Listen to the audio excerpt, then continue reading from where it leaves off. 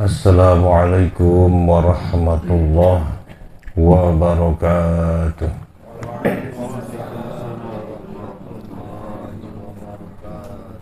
Alhamdulillah.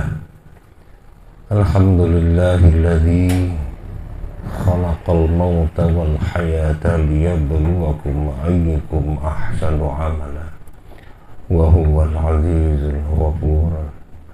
Allahumma salli wa sallim ala sayyidina wa maulana Muhammad wa ala alihi wa ashabihi ajma'in, amma ba'du. Wa qala Allah ta'ala fi kitabihil karim, a'udzu billahi minasy syaithanir rajim, bismillahirrahmanirrahim. Innad dina 'indallahil Islam.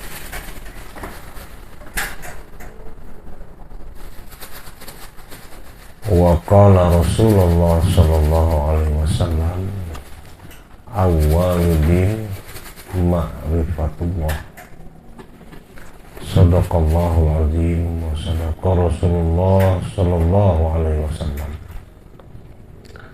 Pertama-tama marilah selalu kita memanjatkan puji dan syukur atas nikmat dan limpahan rahmat yang tiada ternilai dari Allah, yang senantiasa terus bergulir dari waktu ke waktu, dari hari demi hari,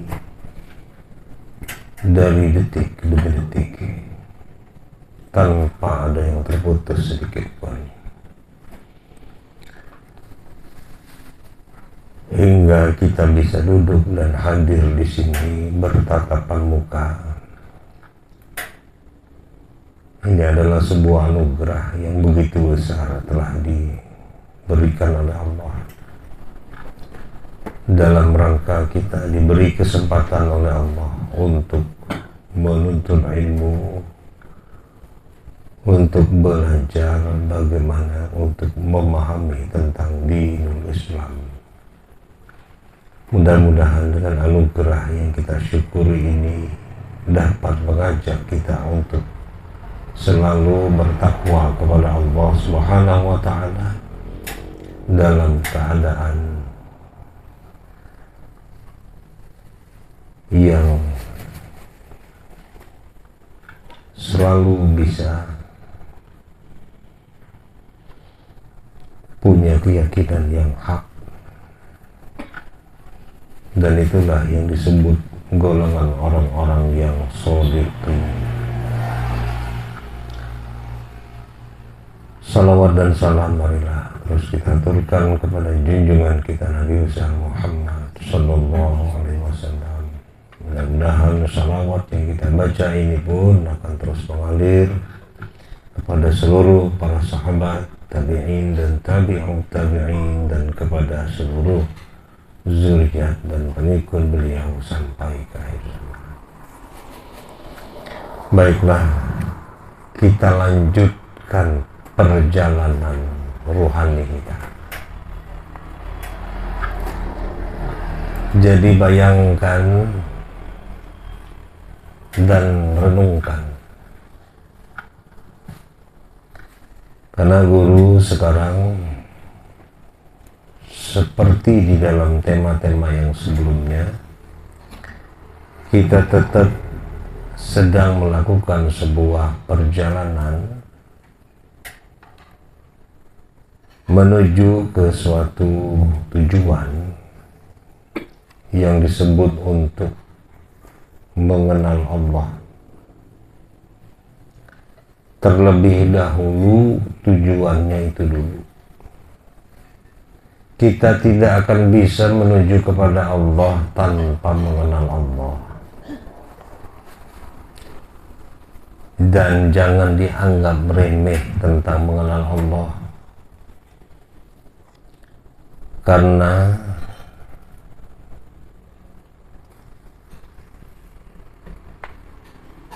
di dalam ilmu fikih itu, di mana tiada sahnya orang-orang beribadah, sholat, apabila dia tidak mengenal hukum-hukum atau wajib dan sunatnya di dalam sholat. Tetapi di dalam ilmu tauhid, maka ibadah kita tidak akan bisa diterima tanpa mengenal Allah.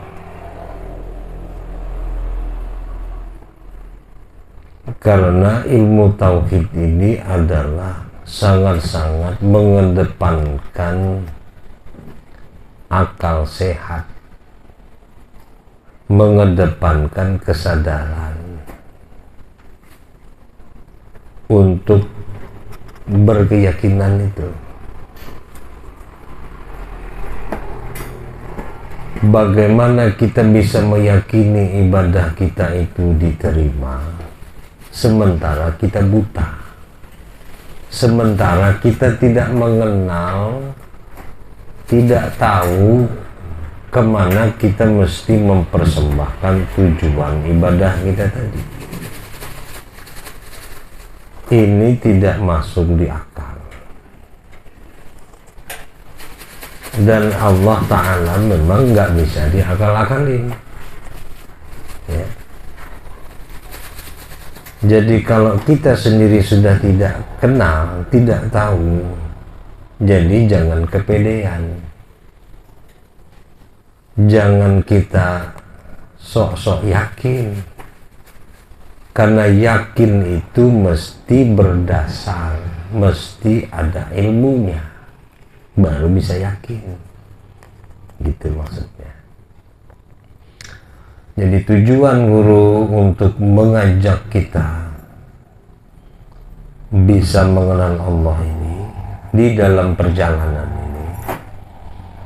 ini perumpamaannya tuh, guru di dalam perjalanan kita dari umpamanya Bangka menuju ke Jakarta.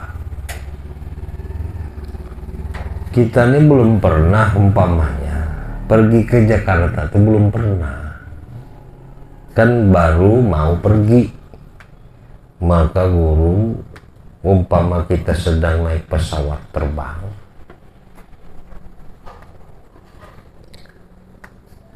kita nggak tahu bagaimana perjalanannya nih, mau menuju arah kemana, yang namanya naik pesawat terbang. Apalagi ditanya cara untuk memandu pesawat terbang, lebih-lebih lagi nggak tahu, ya kan?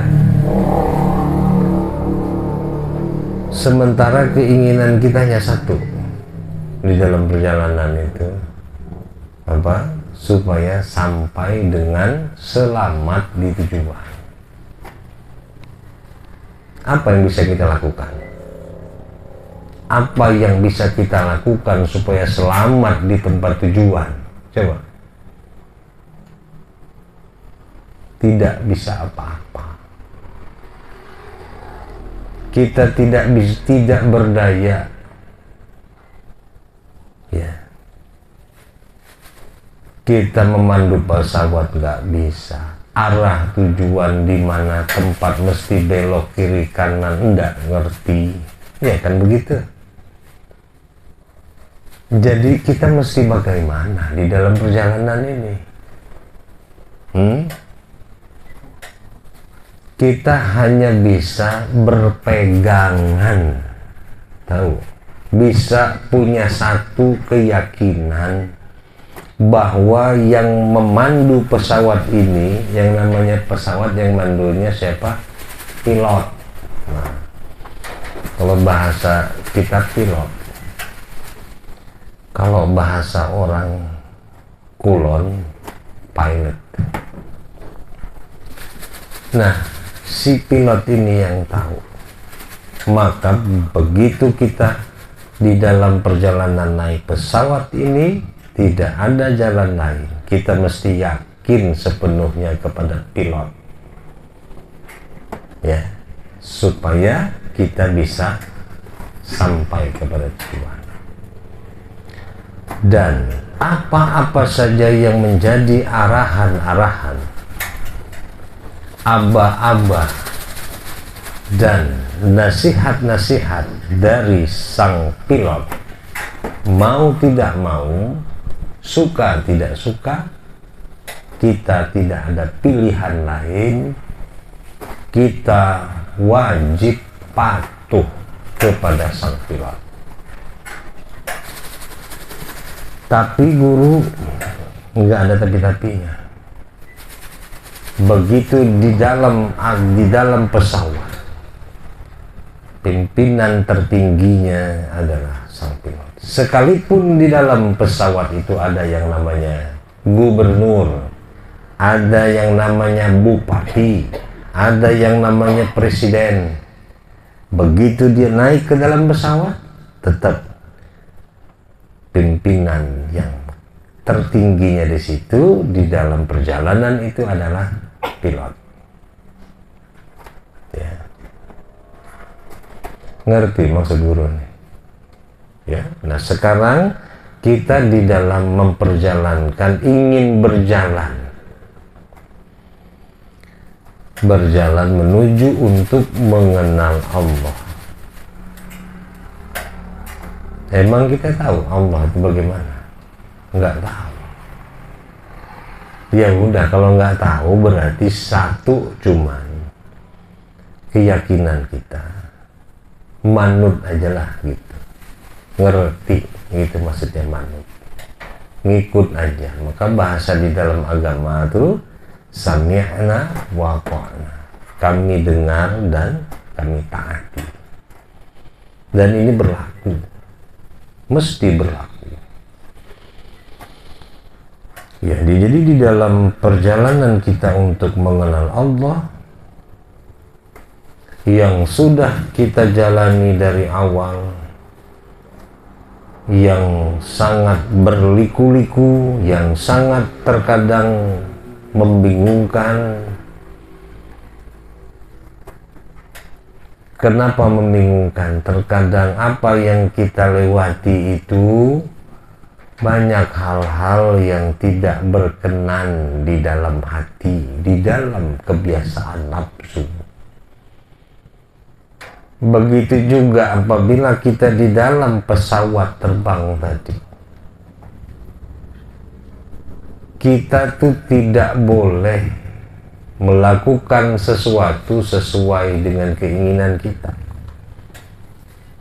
Umpama kata pilot, begitu pesawat sedang diterbangkan, mohon pengertiannya untuk tidak menyalakan handphone, karena bisa mengganggu daripada hubungan komunikasi penerbangan. Jadi mohon pengertiannya untuk tidak menyalakan handphone. Begitu. Dan untuk tidak jalan-jalan pada waktu yang telah ditetapkan. Duduk di tempat.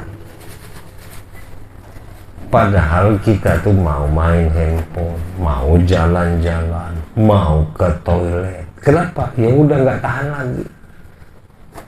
Tetap tidak bisa, karena waktu sekarang untuk mendarat sudah hampir tiba. Duduk pada tempatnya. Jangan bergerak sedikit pun, walaupun kita sudah ingin masuk ke toilet. Betul? Nah begitu juga di dalam perjalanan kita ini, banyak hal-hal yang di dalam perjalanan kita ini yang tadinya hawa nafsu kita menginginkannya, tetapi tidak diperbolehkan. Ya, mulai dari awal tentang kita menduduki posisi sebagai seorang penuntut ilmu, kita ingin menjalani syarat-syarat menuntut ilmu, itu semuanya sudah mulai berlawanan dengan hawa nafsu kita, masuk kepada adab terlebih-lebih lagi. Tapi mau tidak mau, karena kita memang di dalam perjalanan ingin selamat, maka kita mesti patuh kepada apa yang disampaikan oleh guru. Nah, begitu kita sudah sampai kepada bab yang terakhir kemarin tentang kalimat la ilaha illallah, di mana kalimat la ilaha illallah ini adalah merupakan sebuah kesimpulan dari beberapa pelajaran yang telah kita lalui. Sampailah, tersimpullah kepada satu kalimat la ilaha illallah. Nah, ketahuilah, di dalam orang-orang mengucapkan saja kalimat la ilaha illallah, ini orang secara umum, di dalam perkara sedang menyebutkan kalimat yang sama. Namun ketahuilah, tidak semua orang itu punya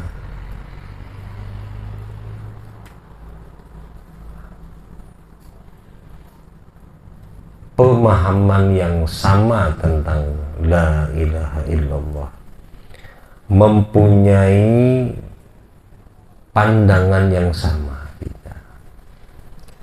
Maka ada 4 kategori dan pandangan orang-orang yang mengucapkan kalimat la ilaha illallah. Yang pertama yaitu orang yang mengucapkannya orang-orang syariat.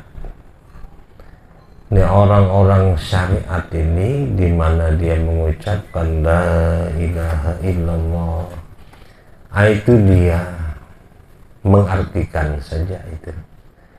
Dia hanya mengartikan saja. Jadi di dalam hatinya itulah awalnya, dia harus mengartikan dulu. Ini kadang arti ini pun kadang-kadang nggak masuk juga artinya. Cuman mulutnya aja la ilaha illallah. Ini cuman mulut, kadang-kadang di hati pun nggak masuk. Ini yang pertama. Ini yang kedua, orang-orang yang mengucapkan la ilaha illallah ini mereka ada di dalam pandangan atau di dalam tingkatan hakikat. Ya. Ini orang-orang yang di dalam makom hakikat ini udah beda lagi pandangannya. Beda lagi apa yang ada di dalam hatinya. Jadi orang-orang yang berhakikat ini mereka sudah merasakan, sudah melihat apa yang menjadi kalimah yang dibacanya itu di dalam hatinya itu sudah selalu memandang perbuatan Allah.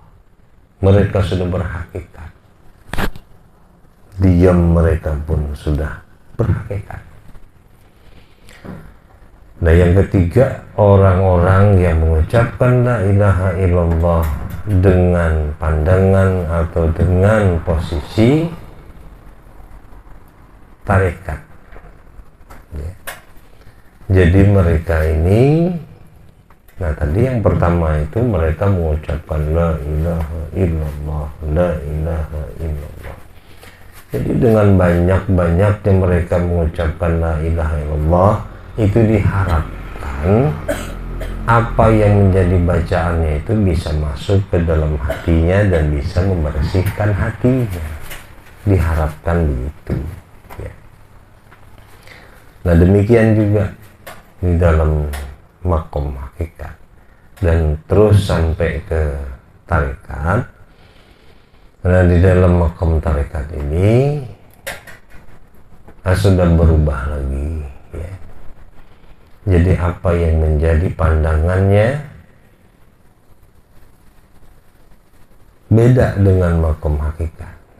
Jadi orang-orang yang makom hakikat tadi, nah sekarang dengan orang-orang yang bermakom tarikat ini mereka sudah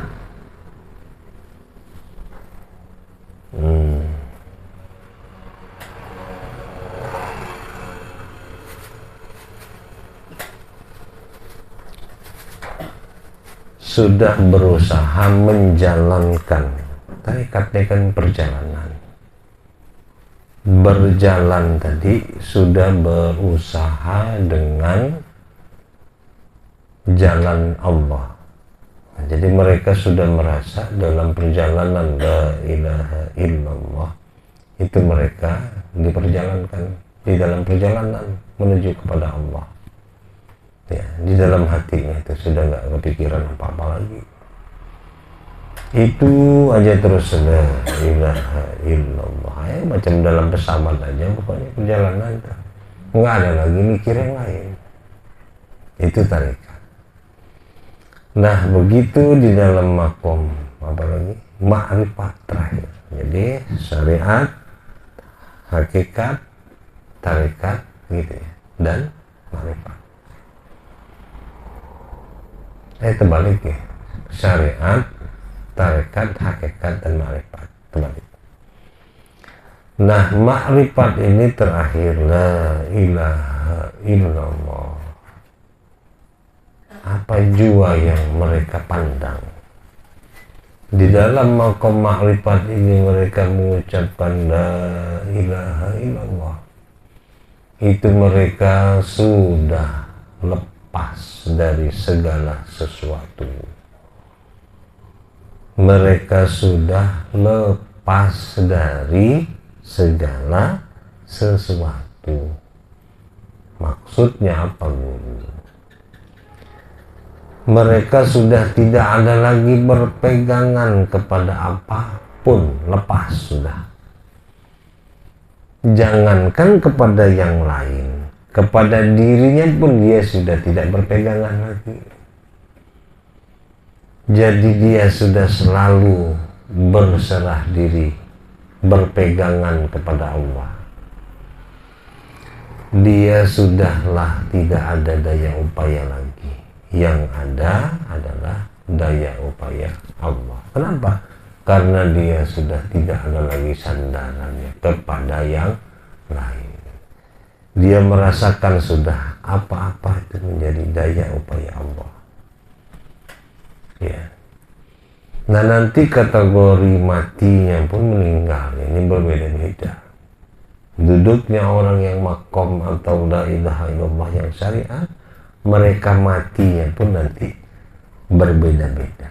Tapi tidak dijelaskan di sini. Buat tabungan dulu, ya, biar seru. Oke. Nah, maka begitu tadi kita sudah sampai kepada kalimat la ilaha illallah, ya. Nah, tersimpul di dalam kalimat la ilaha illallah, maka itu disebut sebagai kita terbeda atau mengenal Allah tadi melalui ucapan. Jadi ucapan ini mesti terbeda. Nah, orang-orang yang sudah terbeda ucapannya, realitanya, yang benarnya gitu ya. Orang yang sudah terbeda, maksudnya kan di sini terbedalah mahdas dan qadim melalui ucapan. Jadi orang-orang yang sudah terbeda lisannya, ucapannya,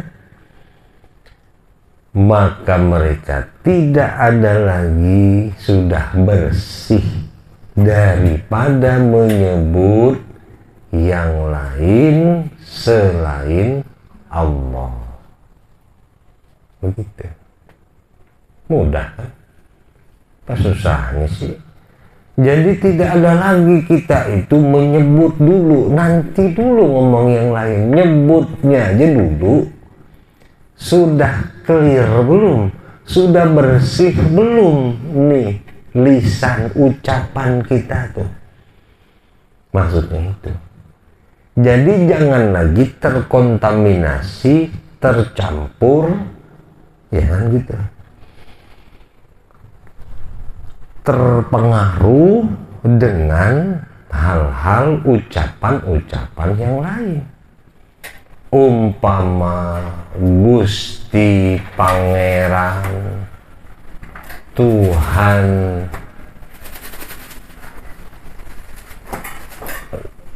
dan lain sebagainya. Jadi kita tidak lagi dipengaruhi dan apalagi menyebutkan itu.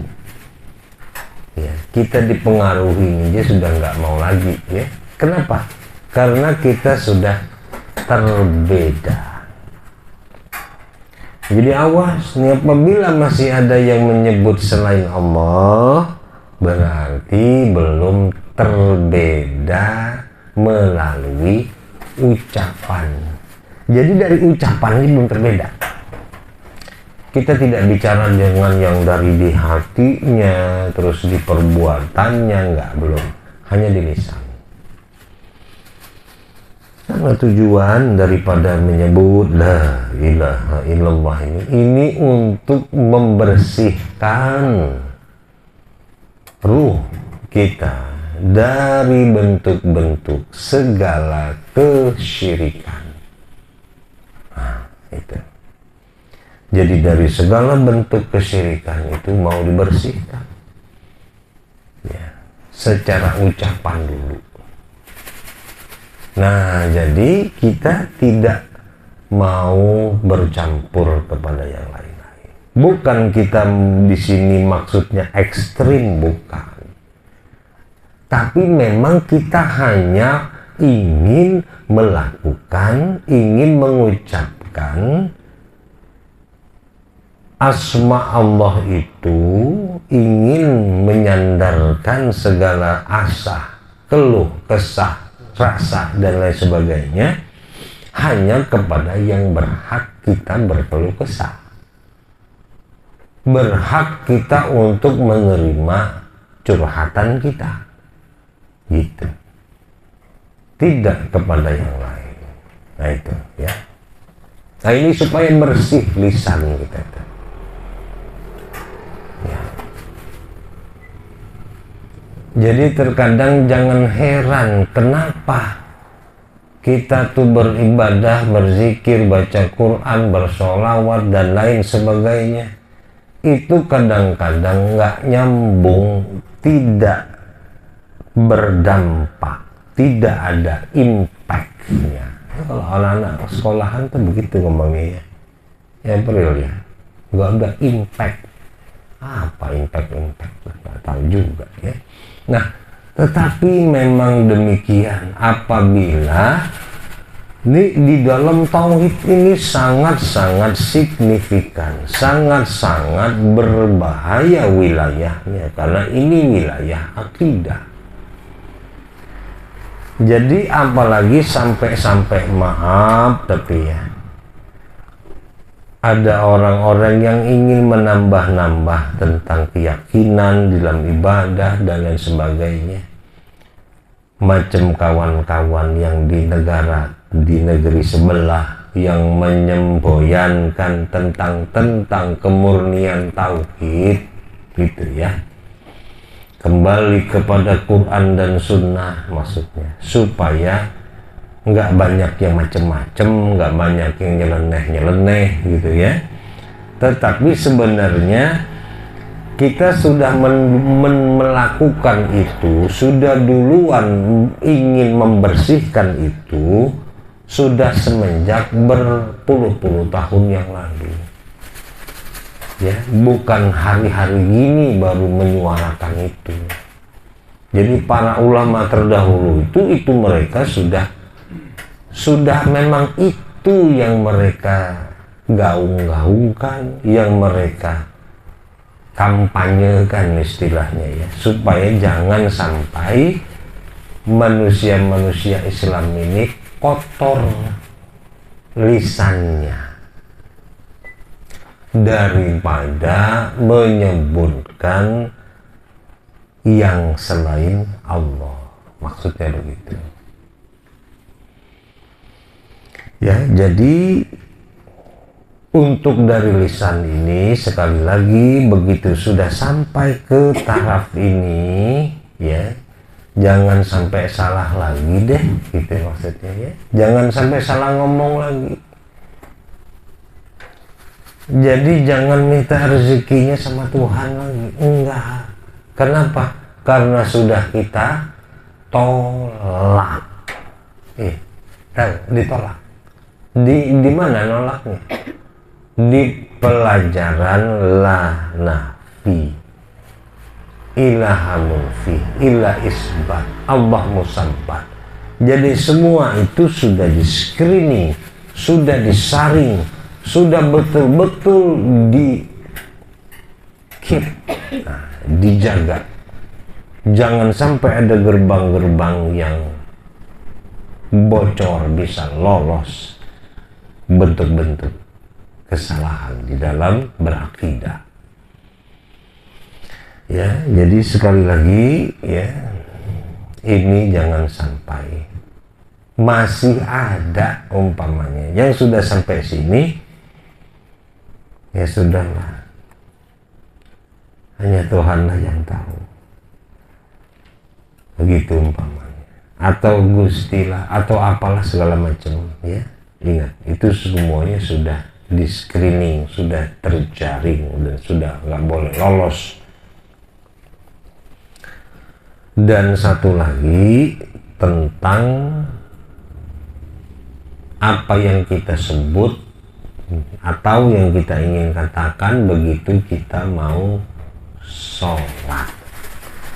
Jadi jangan ada lagi kita sampai menyebutkan kata-kata yang satu tadi lagi juga. Apa? Sembahyang. Kenapa sebabnya? Karena semuanya sudah harus di-screening, dibersihkan dari lisan kita. Sebagai apa? Sebagai tanda terbedalah antara mahdas dan qadim melalui ucapan. Ini ucapan ini mesti lolos dulu, mesti masuk ke dalam spesifikasi dulu ya. Jadi lisannya aja nggak masuk spek untuk jadi lisan-lisan yang diakui di langit, karena di negeri langit sana itu ada spek-speknya. Nggak bisa lolos kalau orang sembarangan masuk ke negeri langit sana ya.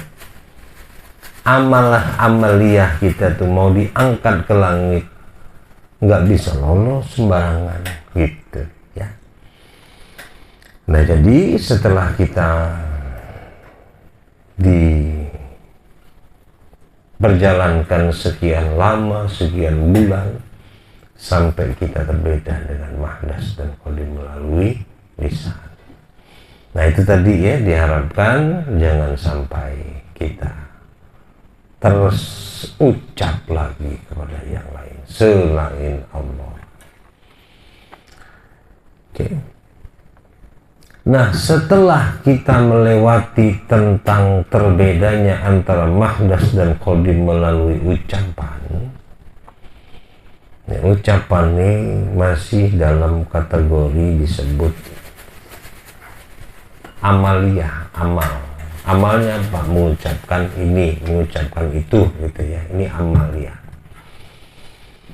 Nah, jadi setelah kita sampai kepada kesimpulan itu, kesimpulan la ilaha illallah tadi ya, maka sekarang barulah kita direkomendasikan atau disebut layak. Jadi yang disebut rekomendasi itu artinya ada kelayakan. Kelayakan apa? Kelayakan diberi hadiah. Hah? Betul begitu. Kalau orang yang sudah disebut mereka terbeda, namanya orang ma'rifat. Orang yang terbeda itu orang yang kenal, kan gitu. Bahasanya kenal itu di diarabkan, bahasa Arabnya ma'rifah sama ya. Nah, orang-orang ma'rifah ini diberi hadiah oleh Allah. Tuh, beda. Ini beda. Jadi bicaranya kita bukan bicara tentang sesuatu hal yang bagaimana-bagaimana. Terus begitu diberi hadiah, apa yang kita rasakan? Senang dan gembira. Maka akal sehat kita harus mulai sekarang difungsikan. Jadi Allah ingin memberikan hadiah kepada orang-orang ma'rifah tadi. Kenapa orang ma'rifah ini adalah orang-orang yang dicintai oleh Allah, orang-orang yang dekat kepada Allah sebenarnya. Nah, maka Allah ingin menganugerahkan hadiah yang teramat indah, yaitu berjalan atau kita diperjalankan lagi masuk ke dalam sebuah pintu gerbang yang namanya din atau peraturan. Kenapa sih kok guru ngomong diberi hadiah, tahu-tahu cuman din doang? Hah? Begitu. Kita tuh kalau disayang gitu ya, kita dicintai sama orang tua kita gitu ya, gitu kan, betul nggak? Sama anak lah gitulah, sayang nggak sama anak, betul kan gitu. Nah, kalau kita sayang sama anak, tentu kita perhatikan, tentu kita beri peraturan, betul begitu. Apa dibiarkan atau dilolos-loloskan, nggak punya peraturan. Enggak.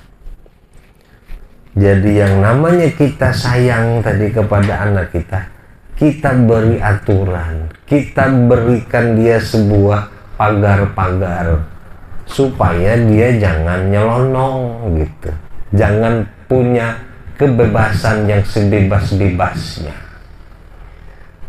Nanti dia bisa jatuh kalau terlalu bebas, gitu maksudnya, ya paham? Maka bisa rasa cinta, berasa bentuk ungkapan kasih sayang dan kecintaan Allah kepada orang-orang ma'rifah tadi, maka Allah anugerahkan din atau peraturan. Jadi bentuk kasih sayang Allah nih dibuktikan dengan diturunkannya din.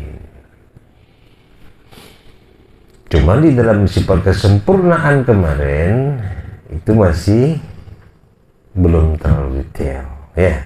Nah, sekarang baru realitanya. Karena kita berjalan, ya kita sendiri kan sudah berjalan. Karena yang kemarin kan menunjukkan sifat kesempurnaan. Kalau sekarang realita kita sendiri yang memang sudah berjalan ke mengenal Allah melalui kalimat la ilaha illallah. Nah, maka begitu sudah sampai ke sini kita diberi anugerah, dihadiahkan dengan peraturan.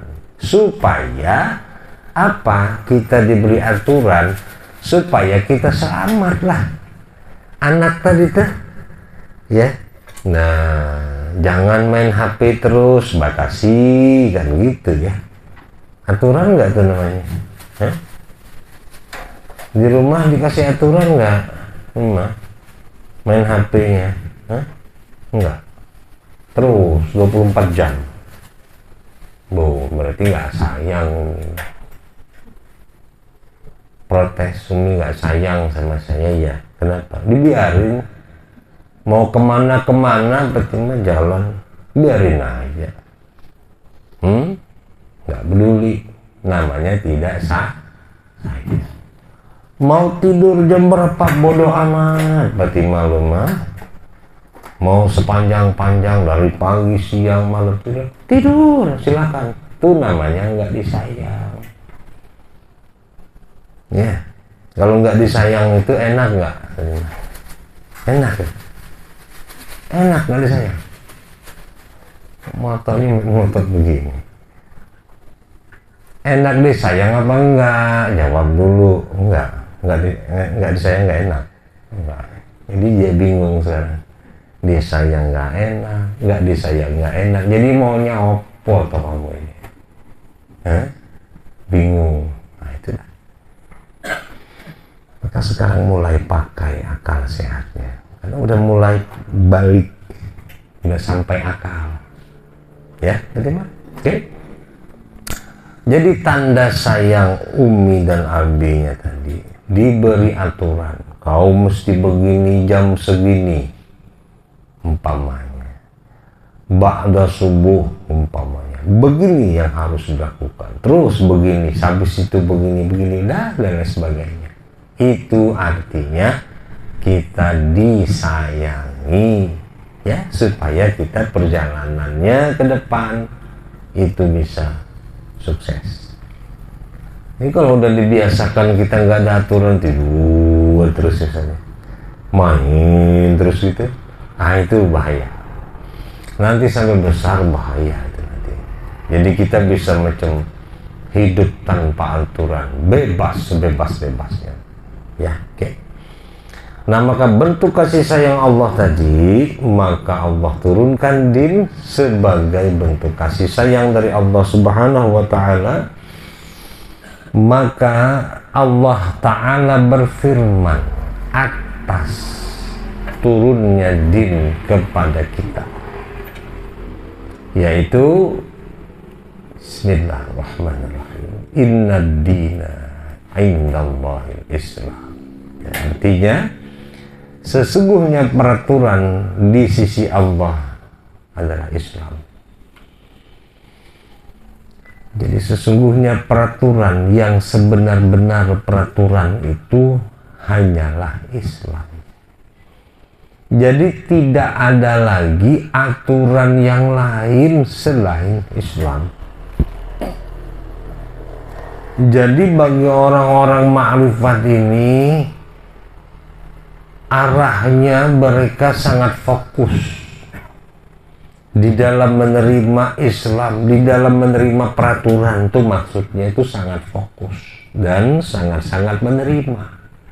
Begitu dikatakan inna dina indallahi Islam, agama yang paling diridhai Allah, agama yang sesungguhnya peraturan di sisi Allah itu adalah Islam. Jadi tidak ada lagi yang lain. Jadi jangan sampai kita ada mengatakan, nah ini masih mengatakan ya, wah agama semua yang ada di dunia ini sama. Itu udah gak beres, hati-hati. Cepat tinggalkan manusia, mau dia setinggi apapun ilmunya, tinggalkan sudah. Karena apa? Karena akidahnya, keyakinannya sudah hancur. Kenapa hancur? Dia sudah melawan daripada ketentuan Allah. Allah hanya semata-mata menurunkan peraturan tadi cuman Islam, dia malah seluruh-luruhnya dijadikan aturan. Mau non-Islam ini itu apa segala macam, semuanya dijadikan pedoman bagi dia. Nah inilah mungkin kalau yang disebut dengan apa, nasionalis, betul? Hah? Apa namanya? Nasionalis ya? Toleransi. Oh ya, toleransi dan nasionalis. Ini cuman kita aja ngomong di sini ya, diem-diem aja. Jangan kedengar keluar nanti salah paham lagi orang itu. Ya, kita bukan mau bikin negara sendiri, enggak. Tetapi kita hanya ingin meyakini bahwa peraturan yang hak yang sebenar-benarnya cuma Islam. Dan begitu Allah sudah ngomong gitu, kita udah nggak berani lagi mengatakan wah sesungguhnya semua agama itu sama karena tujuannya sama. Udah ya. Jadi kita di sini bukan ingin menentang siapa-siapa, tapi kita hanya ingin meyakini agama itu sesuai dengan ajaran dan kepercayaan kita masing-masing. Kita tidak mau menyalahkan orang lain, terserah. Ya, nah begitu. Oke. Nah jadi sekarang begitu sudah diberi peraturan oleh Allah, nah maka kita mesti ngerti, mesti kita bongkar nih peraturan apa sih ini sebenarnya, kan gitu ya. Jadi jangan sampai kita cuma hanya peraturan-peraturan saja, tapi mesti kita bongkar ada apa nih yang ada di dalam aturan itu apa gitu ya. Maka yang mesti kita ketahui tentang din tadi, yaitu tadi yang pertama arti daripada din itu sendiri. Arti din itu artinya agama atau peraturan yang dinyatakan Allah berupa suruh dan tegah. Jadi aturan itu cuman ada dua macam, suruh dan tegah. Disuruh dan ditegah, diperintahkan dan yang dilarang, dua macam. Nggak ada yang lain perintah itu sebenarnya ya. Nah maka apabila kita mengamalkan agama, mengamalkan aturan-aturan yang diturunkan oleh Allah yang berupa suruh dan tegah ini, inilah yang disebut ibadah. Gitu. Ya. Jadi apa-apa saja yang menjadi suruh dan yang disuruh Allah dan yang dilarang oleh Allah, apabila kita kerjakan maka disebut ibadah. Sebaliknya, apa-apa yang disuruh oleh Allah dan yang ditegah, yang disuruh kita tidak kerjakan, yang ditegah kita kerjakan, kebalikan dari ibadah, namanya maksiat. Itu harus paham dulu ya. Jadi jangan sampai kita bercampur baur di pemahaman kita tuh ya, harus jelas ini. Jadi apa yang disebut dengan peraturan yang dinyatakan berupa suruh dan tegah ini mesti sangat-sangat mainstreamnya tuh. Pakai mainstream lagi, nggak ngerti lagi kita nanti ya. Nanti frame apa frame? Tahu ya? Mainstream. Nggak tahu juga, atau ngomong aja nih. Jadi yang garis utamanya tuh ya, main concernnya itu harus betul-betul jelas. Kita harus benar-benar melihat agama itu sebagai sesuatu yang ingin menolong kita ya, supaya kita selamat. Maka dengan aturan tadi hanya ada dua, yaitu suruh dan tegah. Nah, dengan melakukan aturan-aturan ini secara umum, maka disebutlah kita beribadah. Jadi nyari ibadah itu gak usah jauh-jauh repot-repot, mesti berat-berat segala macam, gak usah. Jadi kita meninggalkan yang dilarang, dilarang mabuk-mabukan ya, itu ibadah. Dilarang perempuan umpamanya keluar rumah, ibadah. Jangan perempuan ngocol kemana-mana tuh. Itu namanya perempuan itu melakukan perbuatan maksiat. Begitu tuh perempuan. Jadi perempuan memang seperti itu kalau mau bicara tentang peraturan. Mau apa enggak ini ya? Hah? Waduh, agak gawat nih begini nih. Masuk peraturannya udah siap belum nih?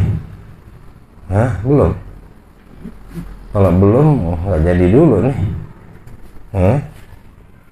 Cuma udah mulai ini mah males dah, udah mulai bengong ya, wah bete begini ya. Enggak ya.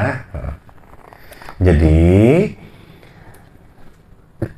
ini bukan sebuah pembatasan buat kita, bukan sebuah hal yang menakutkan buat kita, tetapi inilah yang ingin mengangkat harkat dan martabat.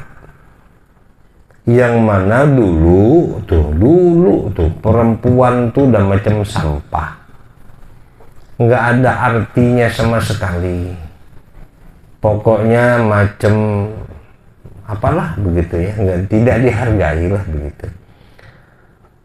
Mau keluar nggak ada urusan pokoknya. Nah sekarang tuh diberi aturan ya, perempuan begini nggak boleh keluar rumah gitu kan, kalau nggak betul-betul uzur gitu ya, bukan nggak boleh sama sekali, boleh kalau betul-betul sangat diperlukan ya mungkin perlu.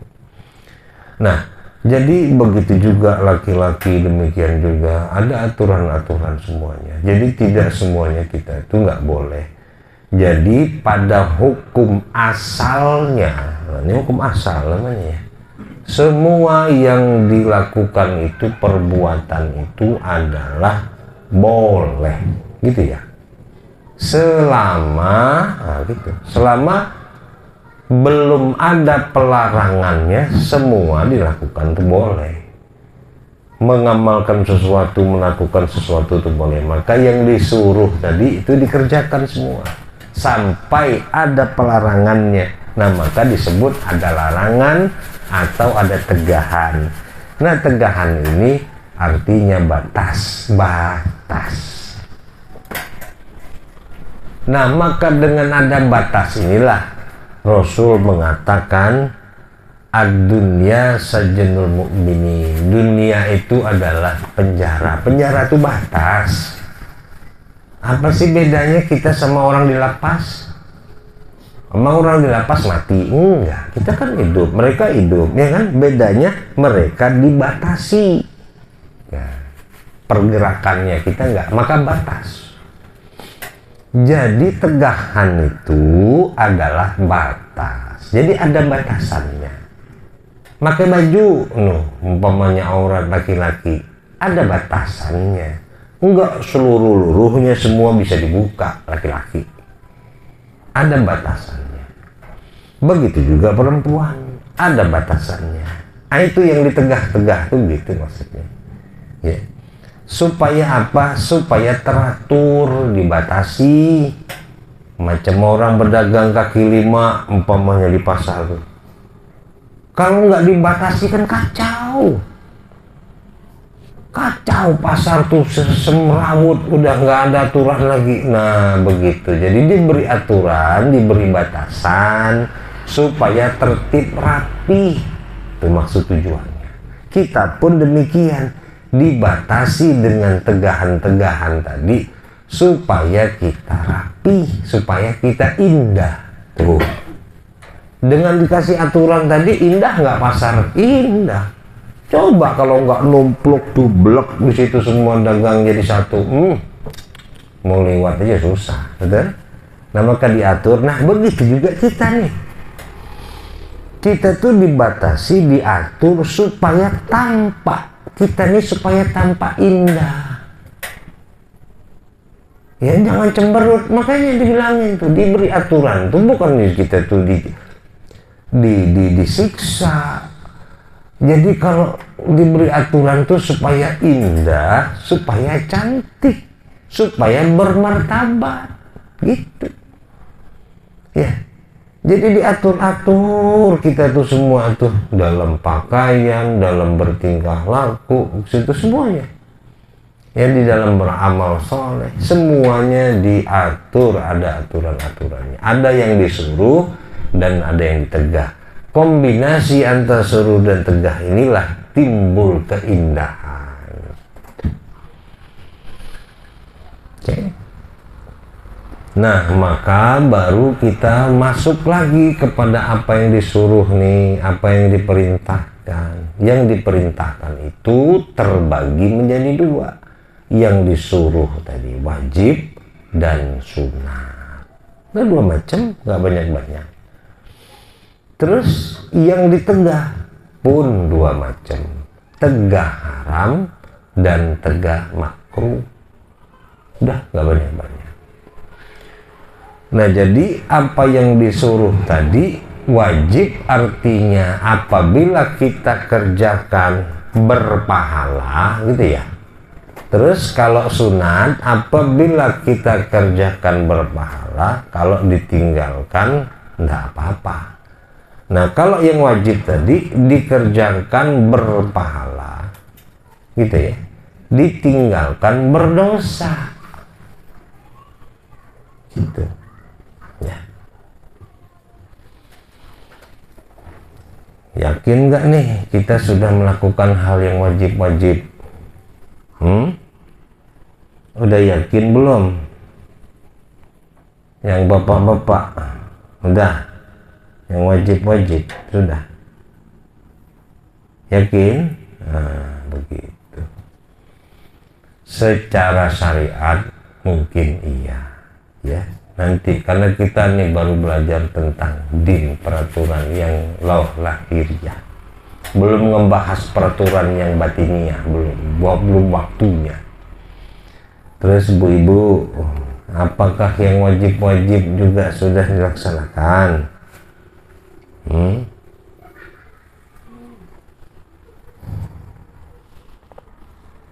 Karena ini guru perlu banyak mengkoreksi, karena menurut berita, menurut info, bukan infotainment ya, info di dalam Al-Quran, di dalam keterangan para ulama, dari Rasul menjelaskan tentang yang banyak nanti melanggar tentang kewajiban-kewajiban ini ya orang wanita. Kenapa? Karena sehubungan yang memenuhi neraka itu ya wanita. Jadi kalau sunat kan aman nih, cerita sunat nggak dikerjakan kan nggak apa-apa ya, sunat dikerjakan berpahala. Nih yang wajib berarti ada yang nggak dikerjakan nih wanita nih. Pak, udah guru saya sholat 5 waktu. Iya, sholat 5 waktu. Terus ada lagi nggak yang wajibnya yang nggak dikerjakan? Ayo ngaku. Nah, bahaya nih masalahnya. Guru kan lagi ngajak jadi tour guide sekarang dalam perjalanan nih, ya kan? Betul nggak? Jadi tour guide ini harus menjaga keselamatan penumpang. Ini beratnya tugas turun. Guru yang namanya membimbing rohani ini mirip macam pilot tadi lah. Pilot nih kalau terjadi apa-apa sama penumpang kena hukum dia, jangan main-main pilot tuh. Ya mau enak-enakan, wah enak ya pilot gajinya gede. Jangan mikir begitu aja. Terjadi apa-apa sama penumpang ini, ada penumpang bandel umpamanya, kena dia. Ini jadi hati-hati nih perkara tentang perjalanan nih. Jadi yang namanya menurut guru nih ada yang kaum muslimin dan muslimat. Nah, di dalam perjalanannya mau laki-laki mau perempuan sama perkara keselamatan, betul nggak sih? Ya, mesti selamat. Nah, makanya jangan sampai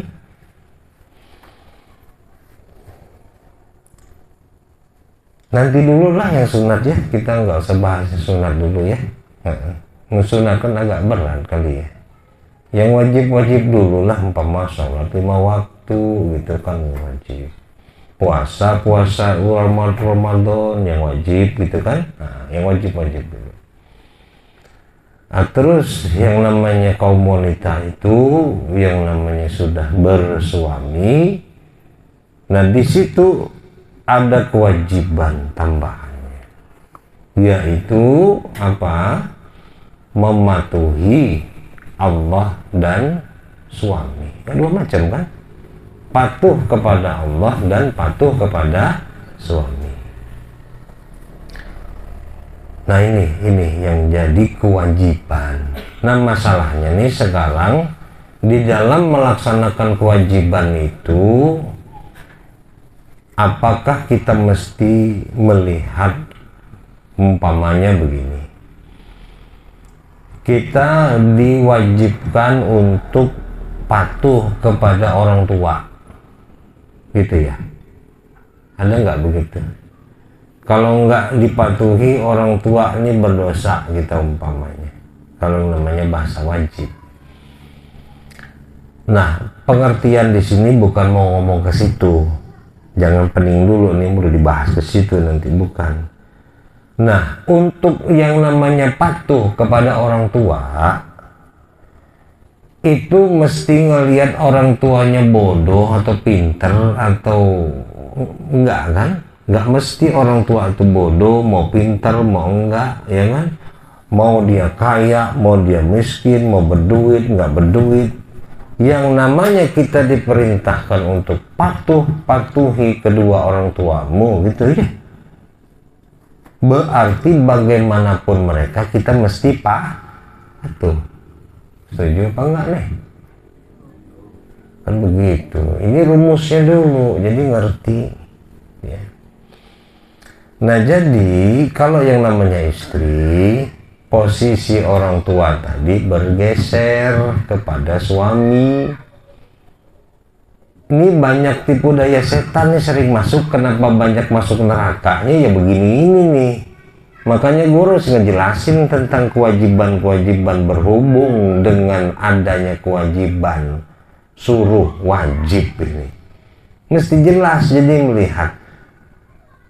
Ya guru harus menjelaskan yang wajib itu sejelas-jelasnya. Udah gitu aja lah tujuannya, bukan ngapa-ngapain. Bukan mau pingin sedang menghakimi kaum wanita, tidak. Biar kita ngelihat itu jelas. Jangan cuma ngelihat yang setengah jelas gitu. Oh, sholat guru wajib. Ya jangan lihat sholat aja. Yang wajib apalagi, umpama tadi patuh kepada suami. Nah, untuk patuh kepada suami ini tolong sekali lagi diperhatikan, kupingnya dibuka. Kalau yang masih banyak kotoran dikorek dulu. Jangan sampai ada alasan begitu, ya. Untuk patuh kepada suami itu tidak mesti ngelihat suaminya itu pemabok gitu, penipu.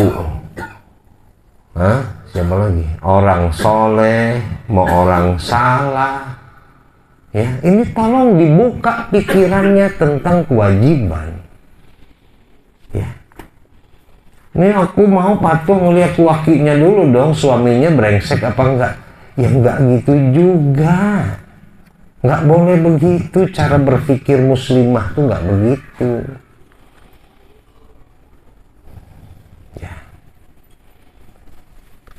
Terlebih-lebih lagi, terlebih-lebih ya, suaminya soleh, wah apalagi ya.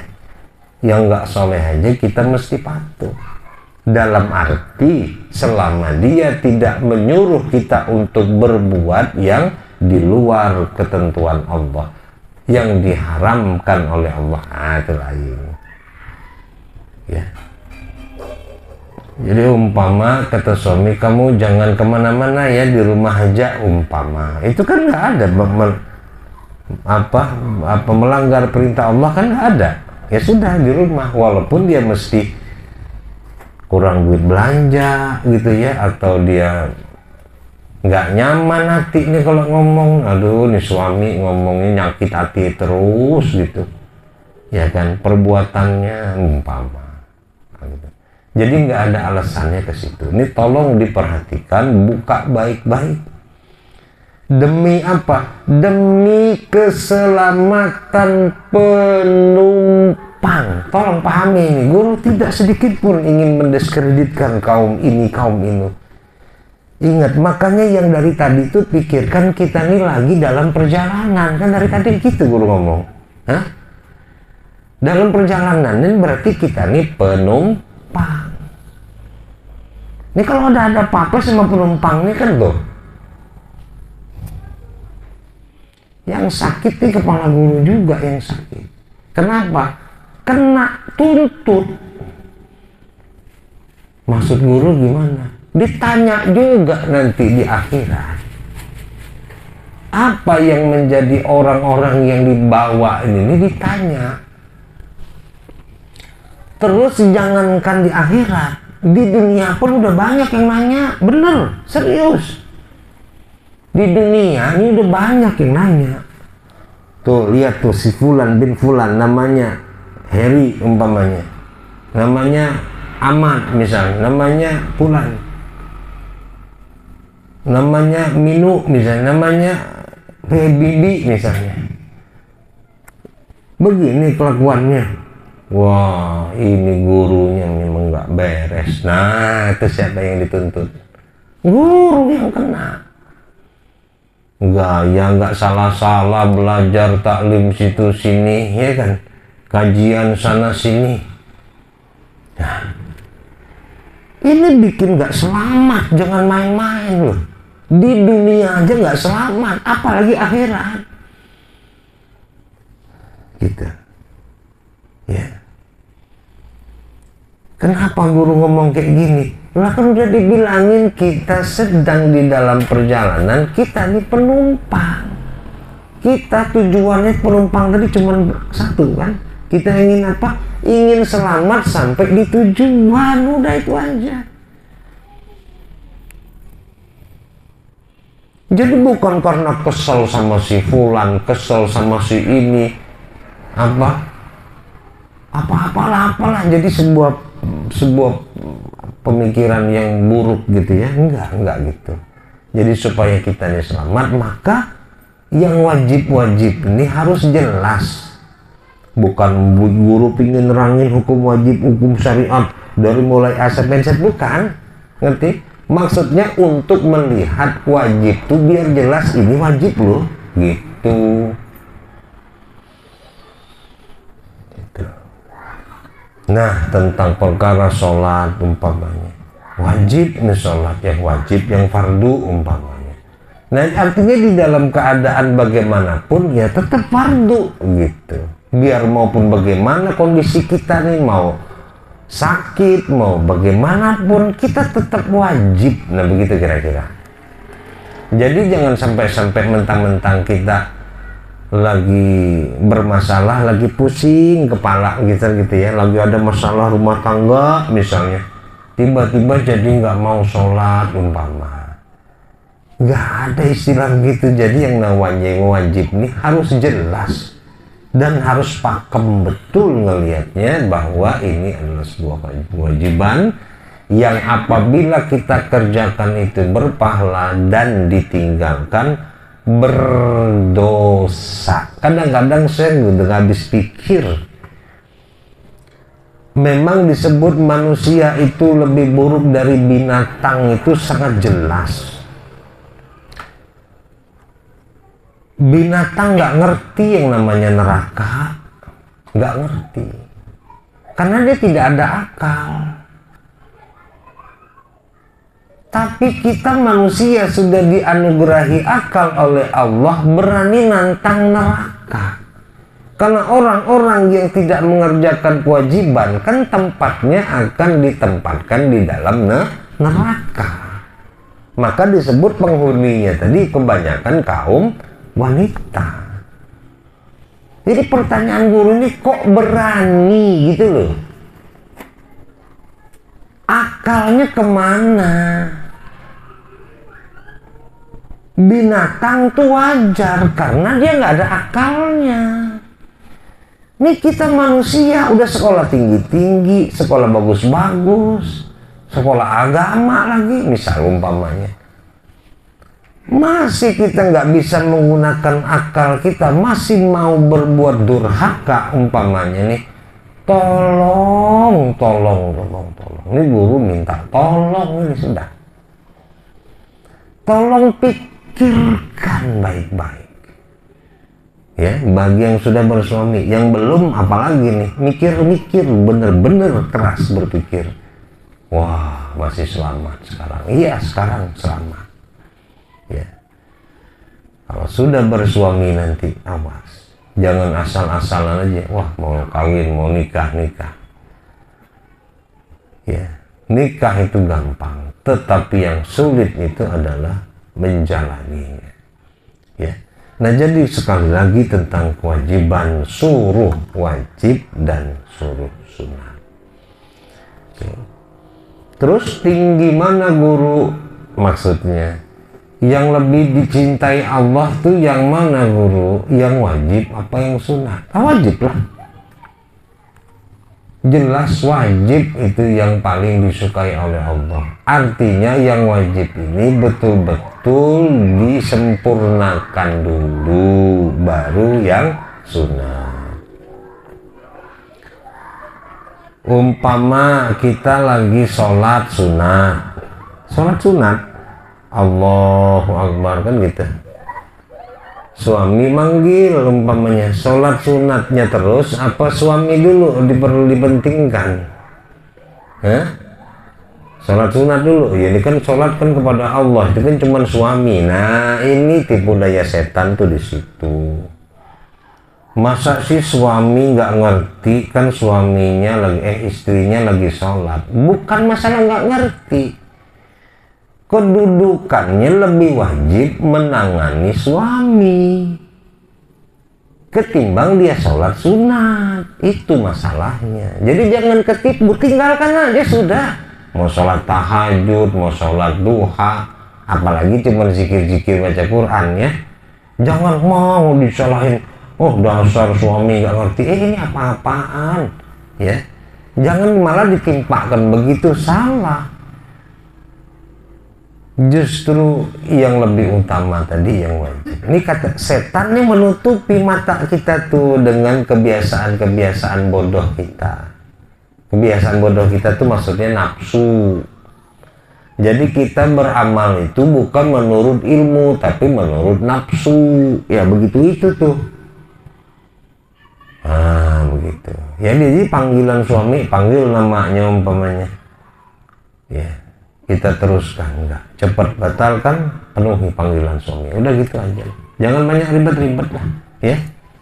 Ibadah kok dibawa ribet, yang gampang. Oke. Terus selanjutnya baru kita beralih kepada tentang yang ditegah.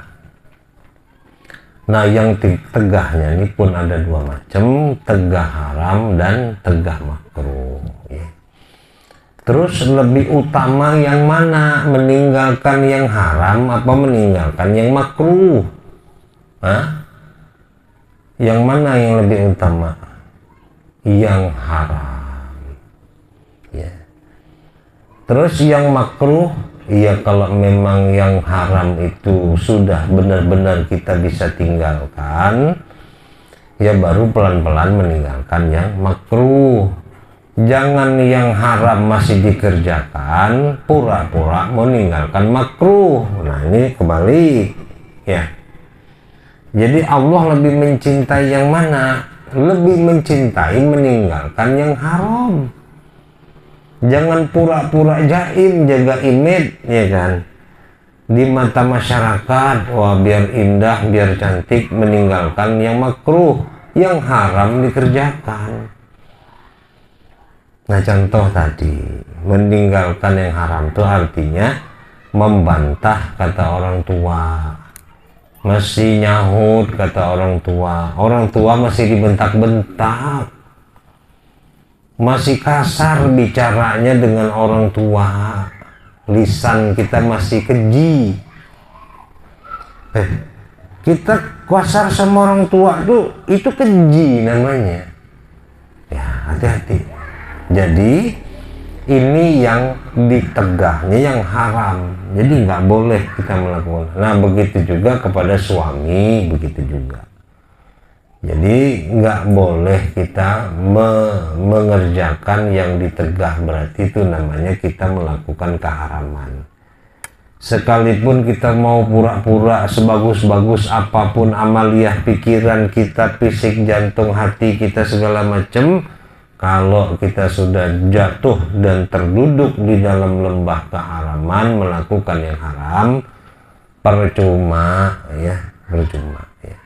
Makanya setan itu senang kita selalu duduk di dalam keadaan yang haram, senang dia, dan dia melanjurkan kita untuk meninggalkan yang makruh. Begitu juga tadi setan melanjurkan kita untuk mengerjakan yang sunat. Ini benar deh, serius. Dan menegah kita daripada mengerjakan yang wajib. Contoh hukum pemberian. Banyak kita mengenal hal-hal pemberian yang mau sunat. Contoh sedekah. Sedekah kenceng kemana-mana tuh. Sampai ratusan ribu, jutaan, puluhan juta bersedekah. Tapi tidak pernah berzakat. Nah, ini namanya tipu daya setan. Oh, guru masa nggak boleh orang bersedekah? Guru bukan ngomong masalah boleh nggak boleh ya. Guru sedang menjelaskan kedudukan hukum. Bahwa utamakan dulu yang wajib, yaitu zakat. Baru setelah zakat bersih, baru mau ngomong sedekah, hadiah, apalah terserah. Oke? Nah itu. Nah ini hati-hati jebakan-jebakan di dalam tipu daya setan tentang melihat yang wajib, yang sunat, yang haram, dan yang makruh pun kita masih keliru. Itu aja dulu deh ya. Nggak sanggup panjang-panjang ceritanya ini ya. Ngelihat itu aja kita masih selalu tertipu. Itu aja dulu, mudah-mudahan kita selalu diberikan Allah keselamatan, selalu diberikan Allah pertolongan dalam rangka untuk melihat yang halal dan yang haram, yang yang wajib dan yang sunat, dan yang haram dan yang makruh, gitu ya. Nah, mudah-mudahan kita semakin diberi Allah pandangan nih dengan ilmu nih, ya. Karena itu tadi kalau kita nggak belajar, kita biasanya tuh melanjurkan terus, berkesinambungan terus kebodohan kita, ya. Usikum wa nafsya bitaqwallah, la haula wa la quwwata illa billah. Assalamualaikum warahmatullahi wabarakatuh.